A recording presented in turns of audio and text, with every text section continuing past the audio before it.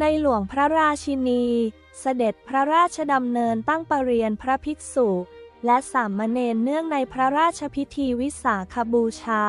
ประจำปี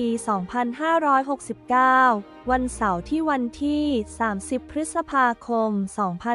2569 เวลา 18:10 นาที